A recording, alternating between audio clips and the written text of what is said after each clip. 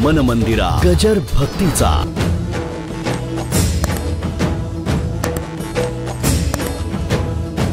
मुलं जिथपर्यंत तुमच्या मांडीवर बसताय तिथपर्यंत बसून घ्या. ज्या दिवशी ती तुमच्या मांडीवर उतरून रांगायला लागेल, पुन्हा आयुष्यात मांडी तुमची त्याला सापडणार नाही. कदाचित तुम्हाला मांडी द्यायला येईल की नाही हे सुद्धा अशक्य आहे. मराठी कळलं माझं काय? म्हणून पोरांचे लाड कौतुक कुठं असं घ्या, मुख्य घ्या, काय करायचं ते करा. कुठपर्यंत? मांडीवरून अजून खाली उतरली नाही तिथपर्यंत. एकदा उतरले की संपलं. गेले परदेशाला शिक्षणाला तर मांडी द्यायला सुद्धा पत्र तार केली, फोन केला, आजारी आहे. अगं म्हटला सगळं आहे तुझं, पण मला राजा मिळत नाही. दुसऱ्या भावाला सांगा आईचा मृत्यू टेलिव्हिजनवर मला दाखव, कॅसेट करून. कशाची कॅसेट होते मग, त्याची का कॅसेट होऊ नये? लक्षात घ्या मंडळी, हे सगळे जीवन एकंदर गणितच बघितलं तर मोठं अवघड आहे. महाराज म्हणाले बागुलाचे निमरणे तोषावे की बाळपणे, एरा तो नाही मा कोणी मृत्यू मानावा. दृष्टांत मोठा मजेशीर आहे. बागुलाचे निमरणवे तोषावे की बाळपणे. बागुलवाच्या मरणाने बालकाला संतुष्ट होतो. काय लहान मुलं असतं मग ते रडायचं राहत नाही. बागुलवा बागुलवा, बाग तुला बागुलवा ताब्यात देईन, तुला बागुलवाच्या ताब्यात देईन. मग ते झोपतं. मोठं मला म्हणतं आई कुठं आहे का बागुलवा? कप आणू का समोर. काय मग मोठं झाल्यावर त्याने विचारलं आई असा तो बागुलबुवा कुठे आहे ग? मला जरा ते माझं मूल रडतं म्हणून त्यालाही आणायचं आहे. मोर कायच म्हणली, एवढा मोठा झालास तुला कळत नाही का बागुलबुवा नाहीच आहे.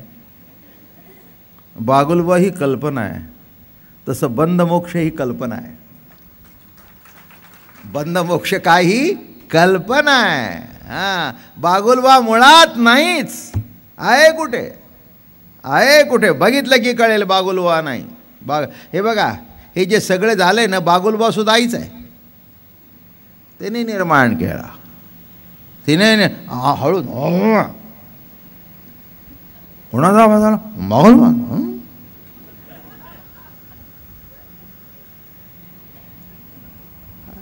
हां, थोडंसं जरा उलटं होऊन बघा म्हणजे कळेल. थोडंसं मोठं झाल्यावर म्हणतो आई तोच आवाज केला, तोच आवाज केला. मग तिने ओळखलं, आता शहाणा झाला. आता बाळू मोठा झाला. एक गंमत सांगतो तुम्हाला, चला. आपलं असंच ऐकायचं बरं का. काय असं काही दोन मुलं होती आणि आई. एक थोरला एक धाकटा. थोरला शब्दज्ञानी होता, हुशार होता. धाकटा आपलं आई भोवती फिरायचं, अमुक भोवती. झालं. मग ती दोन मुलं संध्याकाळी घरी आली. आणि मग आई आई आई आई आई. ती आई काय केलं, अंधारात दरवाजा मागे उभी राहिली आणि तिने सांगितलं मुलानो तुमची आई बाहेर गेलेली आहे. जे शब्दज्ञानी होतं ते म्हणले चल आपण बाहेर उभं राहू, आई बाहेर गेली आहे. ते धाकटं होतं ते म्हणले अरे पण दादा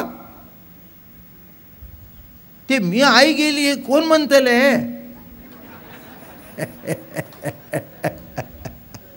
अरे तो आई आईच आहे, आईच आहे. चल मोर खायस. माझं बोलणं कळलं का? दार उघडल्याबरोबर ती म्हणली बघ मोठा असून मूर्ख ठरलास आणि हे लहान असून शहाणं ठरलं. हां, तसं जास्ती शहाणे होऊ नका. प्रमाण देऊ का?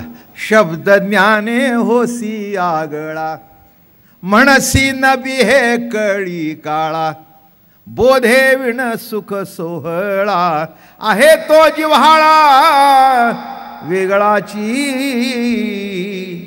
काय म्हणतात?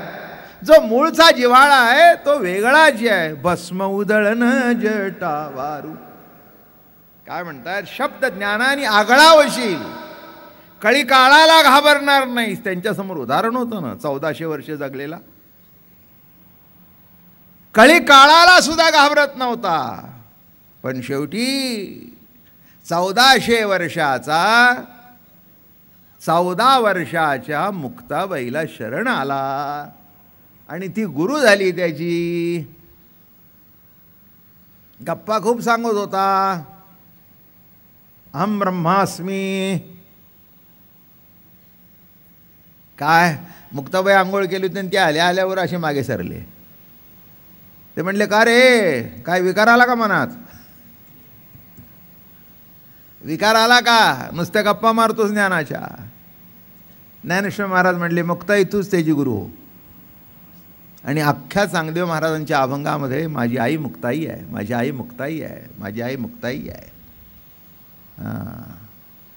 14 वर्षाची होती म्हणजे आत्मज्ञानाची चव तिने दाखवली.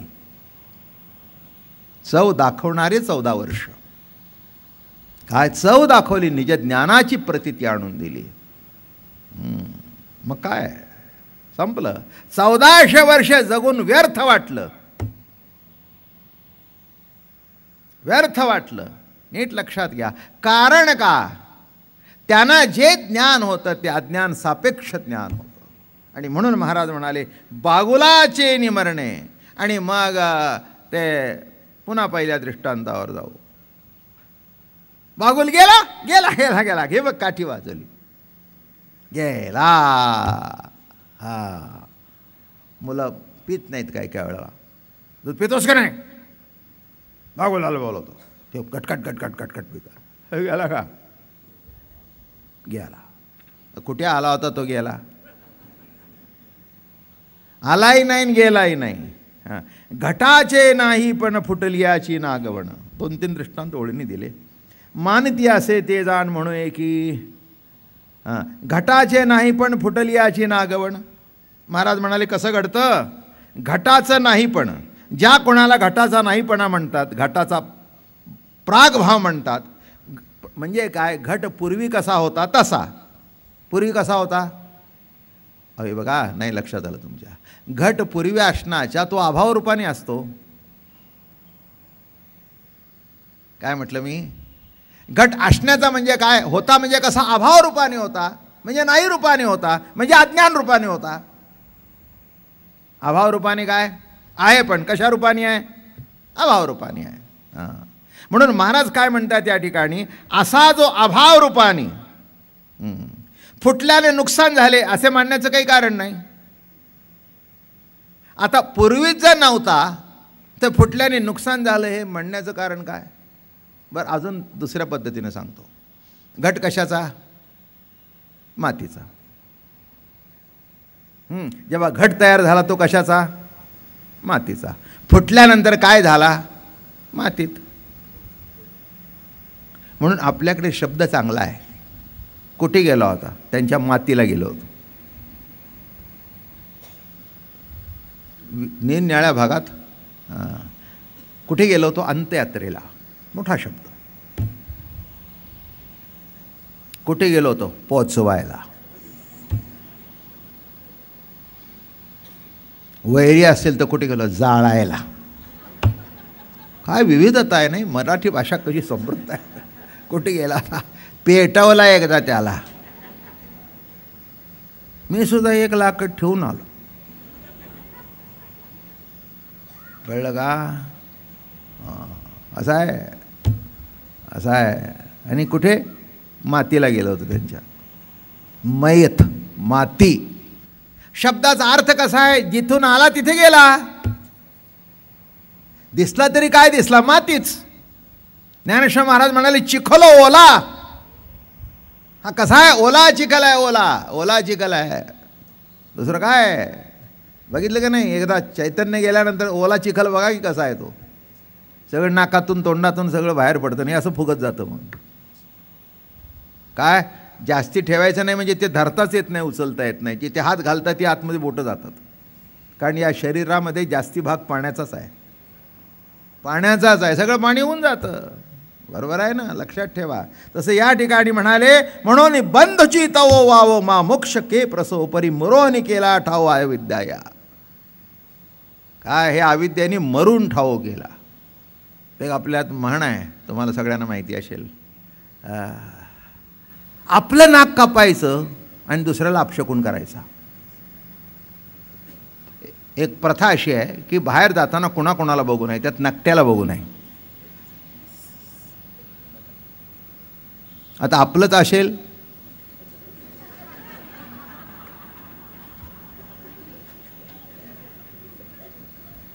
असेल तर काय करावं? आरशात बघू नये.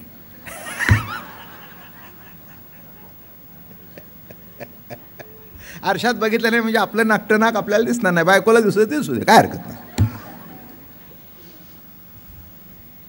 आपल्याला दिसलं नाही म्हणजे आपलं सरळच आहे. एक गंमत म्हणून इतिहासातली गोष्ट सांगतो.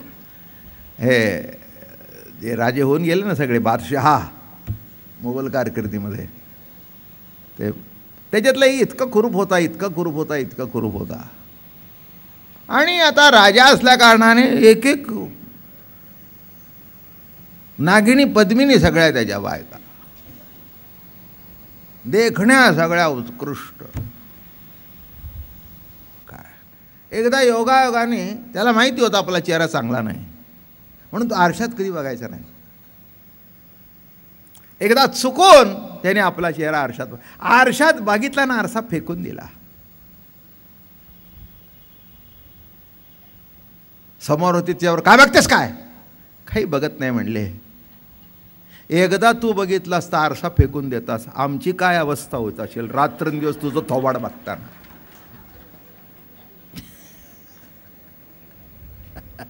मी तुझ्याबरोबर एवढे दिवस काढले, ते कसे काढले बघ. लक्षात आलं, म्हणलं धन्य आहेस. काही काही गोष्टी इतिहासातल्या सुद्धा मोठे गमतीचे असतात. तसं मरोन बंदची तवो वावो मा मोक्ष के प्रसवो, मुळात बंदच नाही. तर मोक्ष परी मरोनी केला ठाव. आता सांगितलं नाक कापून तुम्हाला अपशकुन करायचाच. हो, मध्ये मी एक टी व्ही सिरियल बघितली, बघतो अधूनमधून, काहीतरी उद्योग असतो डोक्यात चालू असतं, बघितलं. तिथे ती काय करायची, नवीन मुलगी आली होती, तिला घरात टिकून द्यायचं नाही अप्पा, म्हणून ती दुसरी जाऊ होती, तिला काय अपशकुन करायची. असा निघाली की नाही काळी मास,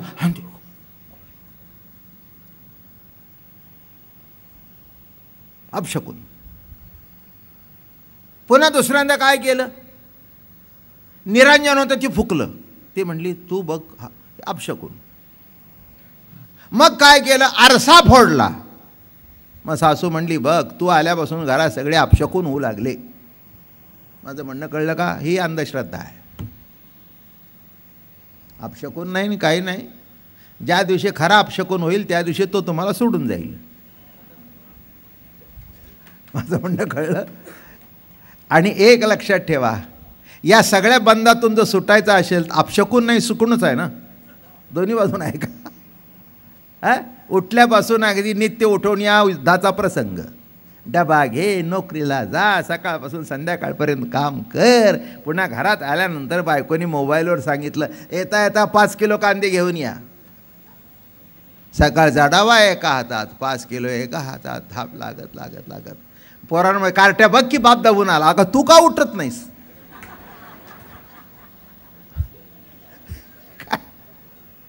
नित्य उठवून या, युद्धाचा प्रसंग, रोजच युद्ध.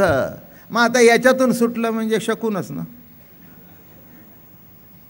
बघा कोणत्याही बाजूने तुम्ही म्हणाल, तुम्ही दोन्ही बाजूनी बोलता.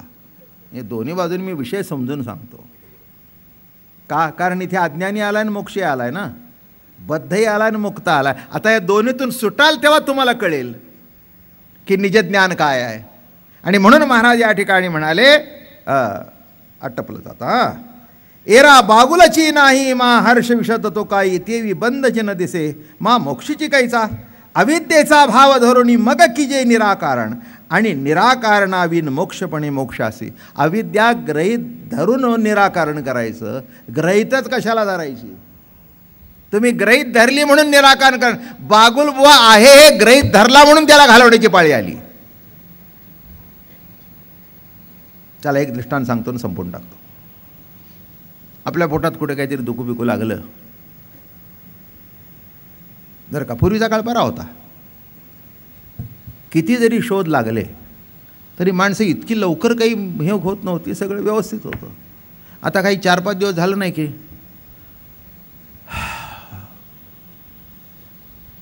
अमकं करा, तमकं करा, स्क्रीनिंग करा, सोनोग्राफी करा, काय करा, सोनोग्राफी करा, नाहीतर ते 10,000च्या ह्याच्यात आतमध्ये घालून सबंध MRI करा घालून आतमध्ये. ते MRIच्या आतमध्ये घालायच्या आतच अगोदरच कॅन्सर होतो याला. काय कोणा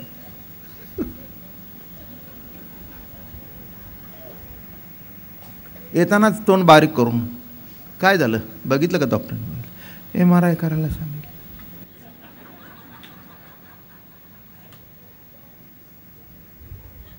मग एकदा घातलं आणि बाहेर काढलं, रिपोर्ट आले काय नाही, काय नाही. बरं पिशवीत मी भाजी घेऊन येतो. माझं बोलणं कळलं? म्हणजे बद्ध होता का? बरं मुक्त झाला का? नाही, रोग झाला असेल तर झाला नाही, काय झाला असेल तर इथे काहीच नाही आहे, तो मुक्तच आहे. अडकला होता तो समजुतीत. तसं अज्ञानाकडून ज्ञानाची कल्पना करू नका. पुंडली गौरदेव हरी विठ्ठल, श्री ज्ञानदेव तुकाराम विठ्ठल विठ्ठल विठ्ठल विठ्ठल विठ्ठल विठ्ठल. मन मंदिरा गजर भक्तीचा.